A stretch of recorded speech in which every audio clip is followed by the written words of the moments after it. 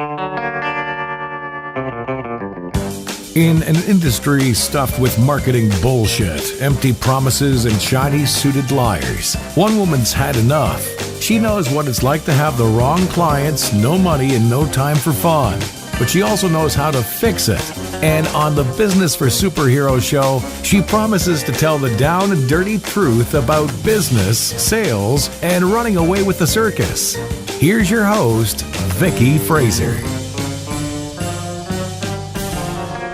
Hello and welcome to the Business for Superheroes show. I'm Vicky Fraser and this is my husband Joe. Hello. Hello. And this week we are drinking Mexican lager because we had a Mexican feast at the weekend and so we needed Mexican lager and we overestimated how much we could drink in one go. Now we have lager. Yeah. It's nice. It's good. It is nice. Cheers. Cheers. Right, so what have we been doing this week, Joe? Well, this week I have been running around like an idiot getting my passport sorted out in a hurry. Oh yeah, because we haven't told that story yet. Let's do that. So we're actually recording this podcast the day after the last one, so we've still literally just come back from a holiday for reasons that are annoying, which we might go into later. But when we were at the ferry port in Dover on our way Heading out to France on our holiday, we were handing over our documents to the border guards and all the rest of it.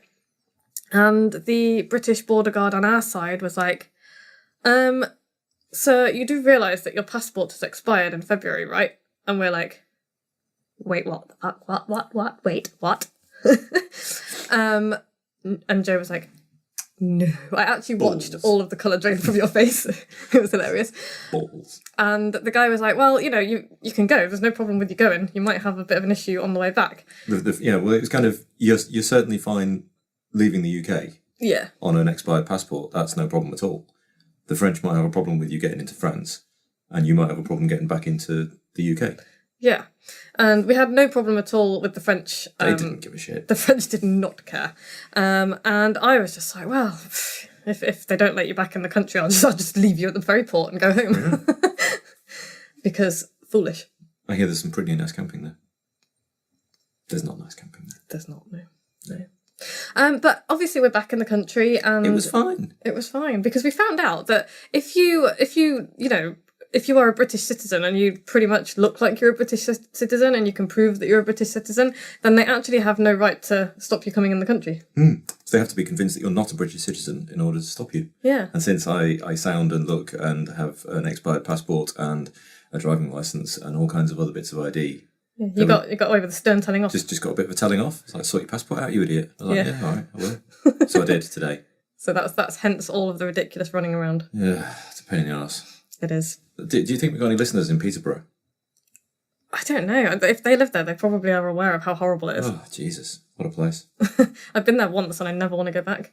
I know that it's not really the done thing to slag off other towns and stuff, but I've been to Peterborough once in my life and it really is a hole. It's not sexy. No. I'm sure that there might be outlying villages that are lovely. There might be lovely and all the bits rest around of it, Peterborough, but the bit where you're sitting around the passport office just waiting for 4 hours for them to print you a passport, that's just full of people just looking miserable. And you forgot to take a book, which meant that I got a text message every 20 minutes going, "There's 3.5 hours to go and I've had a haircut." And I'm like, I don't care. It was a pretty dull day, to be fair.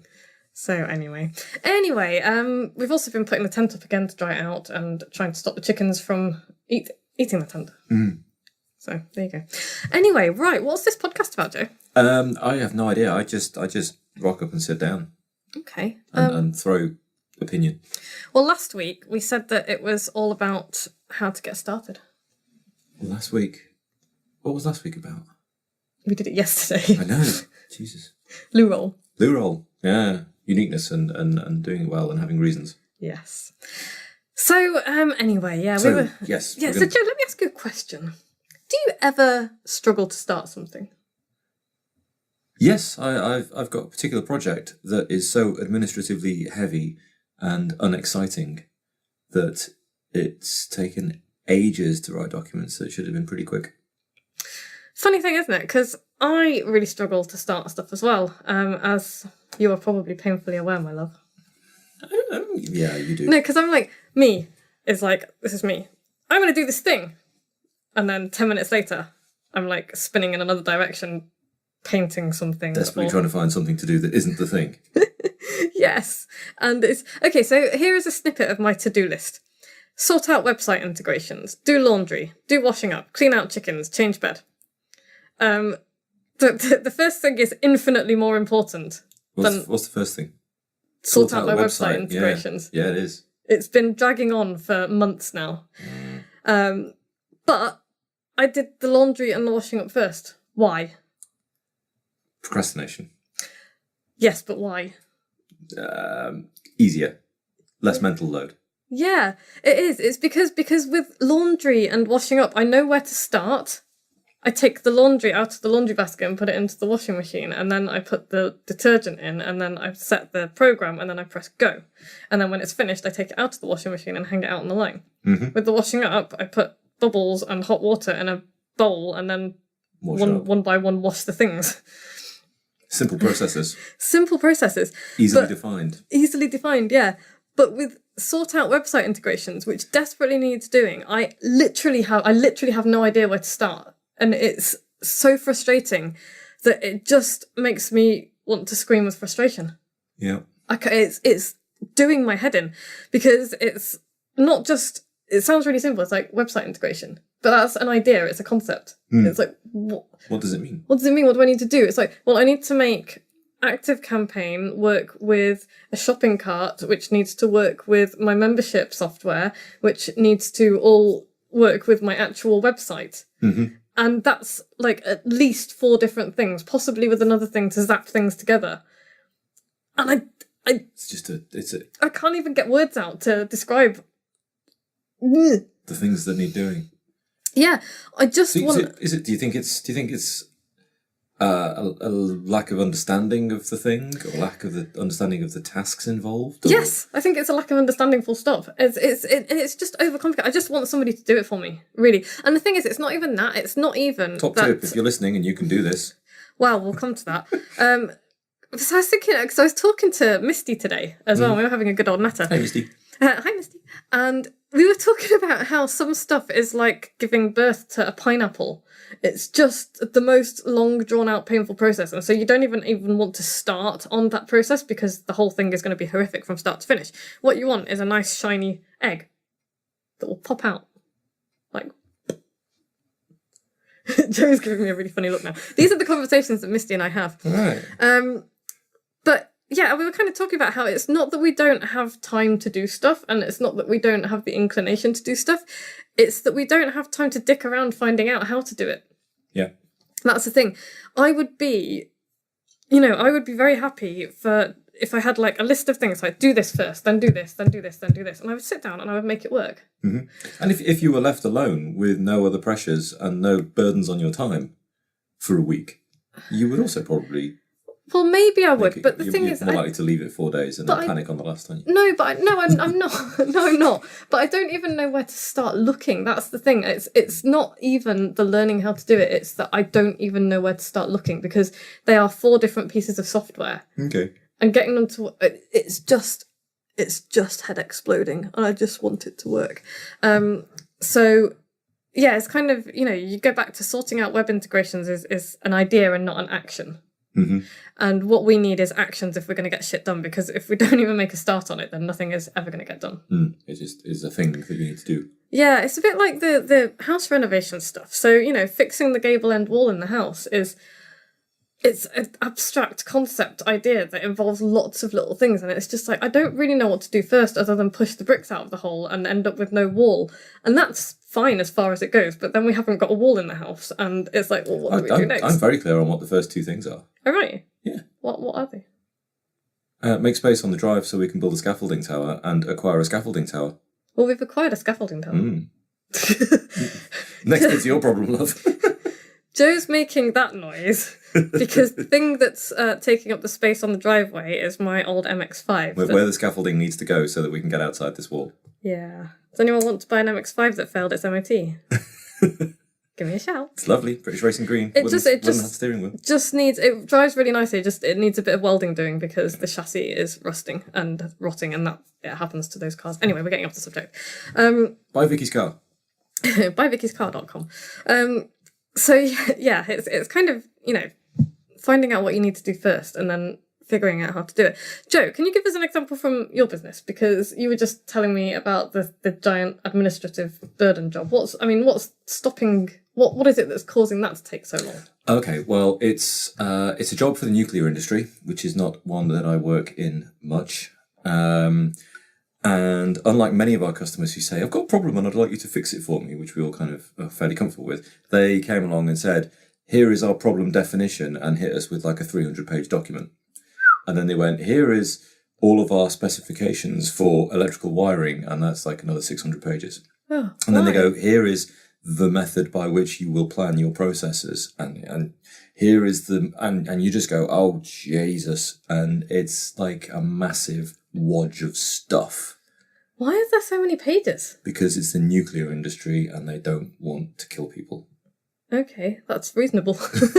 So, yeah, it's kind of, normally we get someone from like a major blue chip company who manufactures something we've all got in our house that says, well, we keep sticking these lids on upside down. Can you help? And we go, yeah, we can do that. But these guys are like, here's the 3,000-page set of documents that we need you to do a thing that's going to save the planet.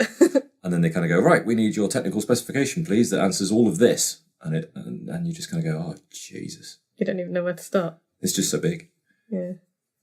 And the people we're working for they're like first-tier suppliers. We're second-tier suppliers. So whatever we submit to them, they have to approve. And then they submit it to their customer. That's insane. For their customer to approve.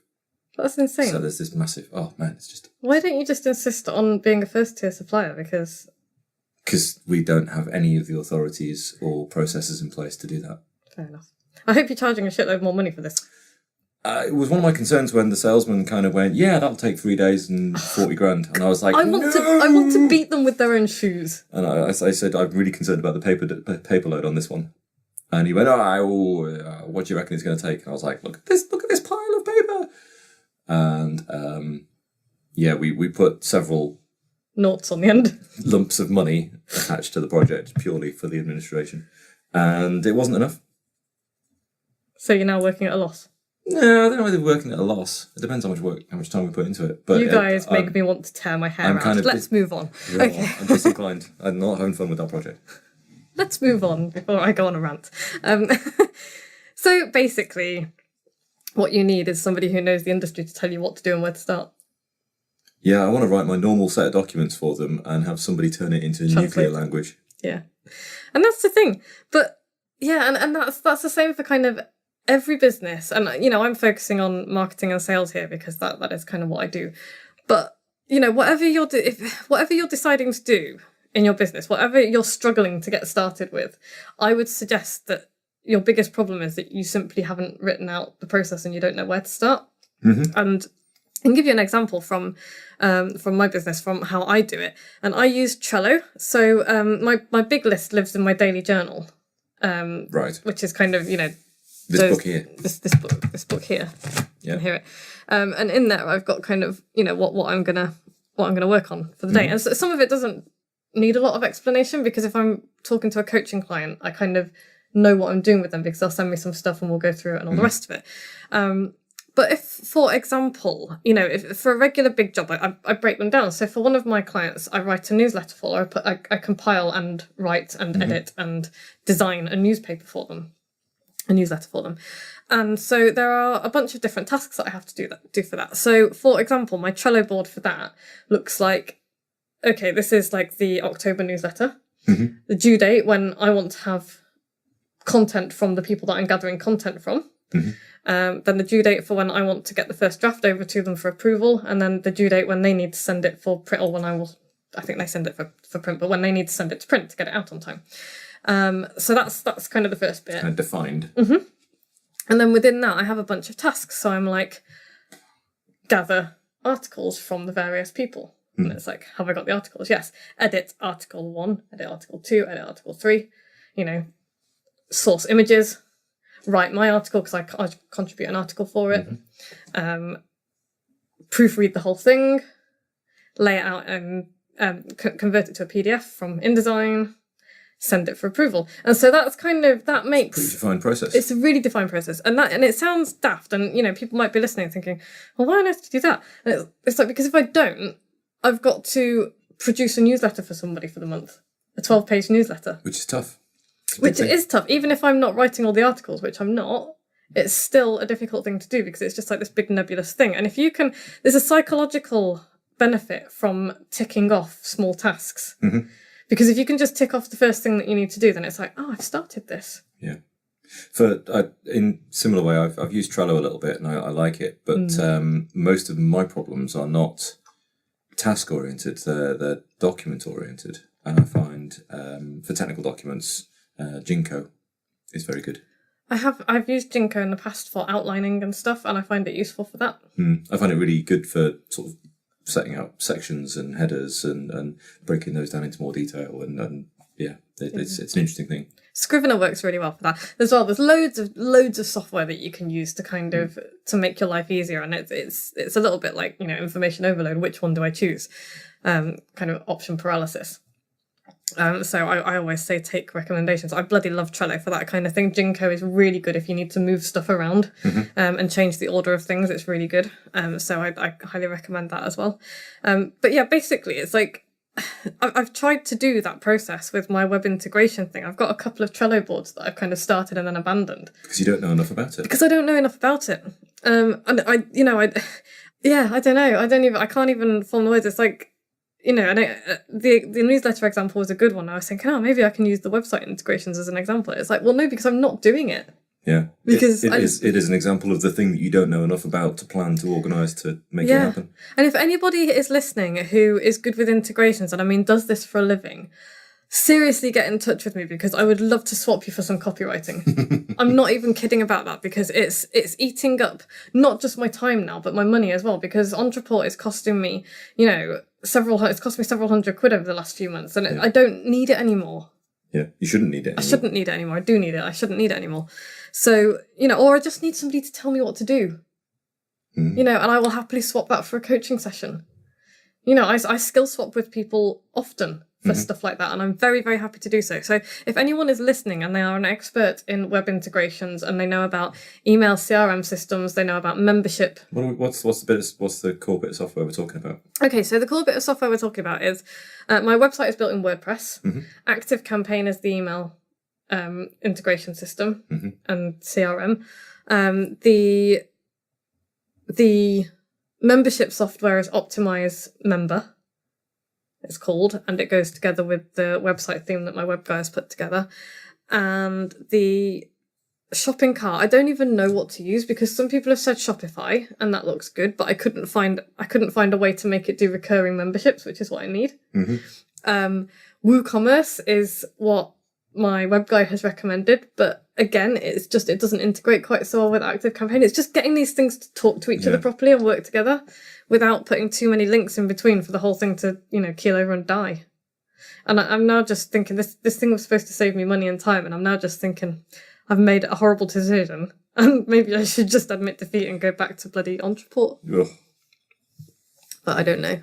I might decide to do that. But yeah, if you're listening seriously and you can help me out with this integration thing, I will happily swap some copywriting or some consulting or something.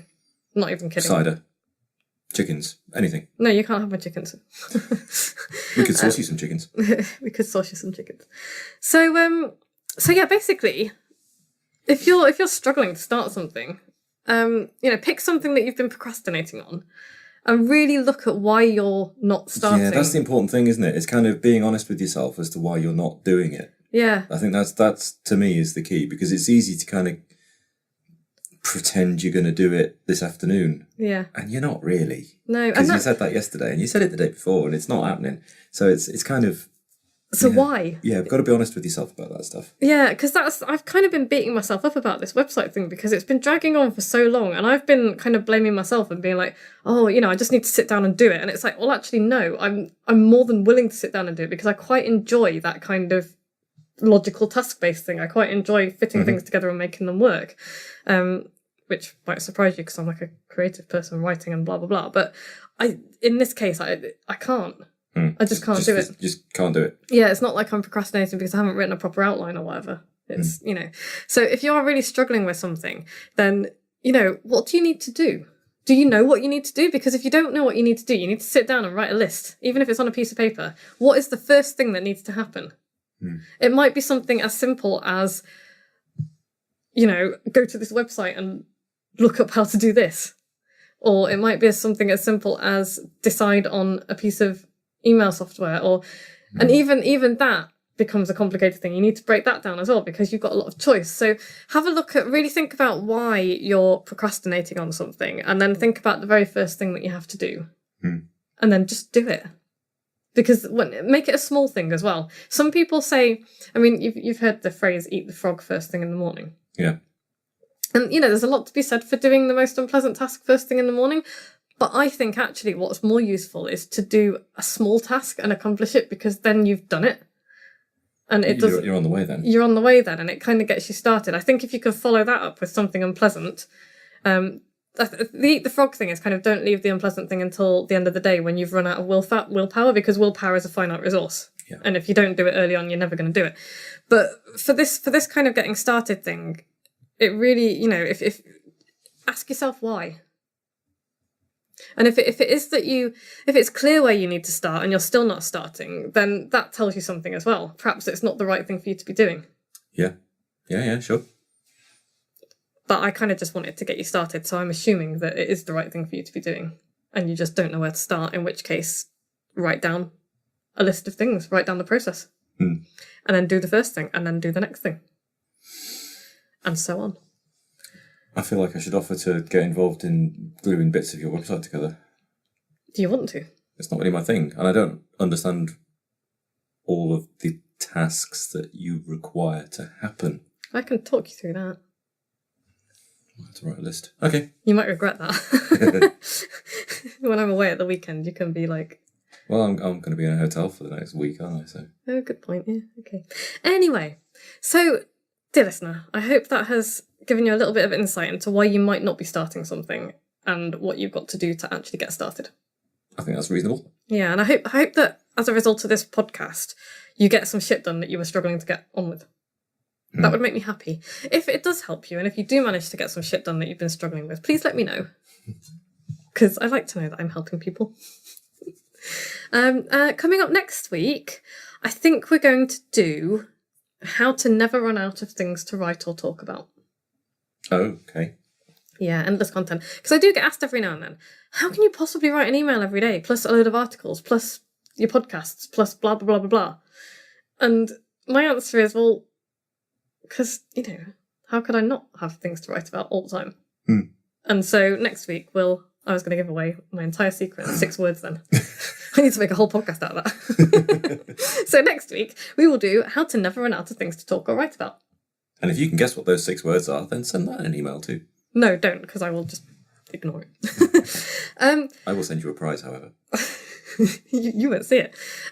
So, if you're not sure how to get started on something, then hey, you can come along to Ciderfest 2017. If you fancy a marketing workshop that isn't a boring corporate throw a load of slides and notes at you information overload, then come to Deepest, Darkest Herefordshire on October the 27th and 28th. That's like this month. I know. Don't say that out loud again. Okay. Like 20 days or something. It's not expensive. It's even less expensive if you are a member of my superheroes. So superheroes, get booking because, I think 5 of you have already booked on, and that's half the place is gone. It's a small event. It's going to be lots of fun. You might have a hangover. I am not going to be held responsible for that. This is being held at a cider farm, right? It's being held at a cider farm. An active, lively cider farm where they actually make cider. Yeah, and that will be part of the event. You will discover they will show you around. You will discover how cider is made. There will be a cider tasting session. Awesome. And we'll have dinner in the evening at a local pub. Probably drink some more. Get hammered on cider. Dogs are welcome. Dogs are welcome at the cider farm and at the hotel, and both of the hotels that I've found actually that are nearby. Cool. You don't have to worry about drink driving into a ditch or anything like that, because we will make sure that you get from the cider farm to the hotel safely.